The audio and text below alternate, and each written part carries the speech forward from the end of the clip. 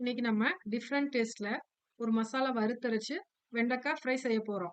Pan அடுப்புல வச்சு கொஞ்சமா பெருஞ்சீரகம், 1 டேபிள் ஸ்பூன் முழு மல்லி, 1/2 டேபிள் ஸ்பூன் மிளகு, 1/2 டேபிள் ஸ்பூன் ஜீரகம், பே லீஃப் 1, கிராம்பு, நட்சத்திரப்பூ, உங்க காரத்திற்கு ஏற்ப காஞ்ச மிளகாய் இதெல்லாம் சேர்த்து நல்லா வறுத்துக்கோங்க. இதை நல்லா ஆற வச்சு மிக்ஸி ஜார்ல சேர்த்து பவுடர் பண்ணி எடுத்துக்கோங்க. 10 பல் பூண்டு, ஒரு கொத்து கருவேப்பிலைய உரல்ல தட்டி எடுத்து வச்சுக்கோங்க. ஒரு பாத்திரத்த அடுப்புல வச்சு நான் கட் பண்ணி வச்சிருக்கிற வெண்டைக்காய நல்லா வதக்குறேன்.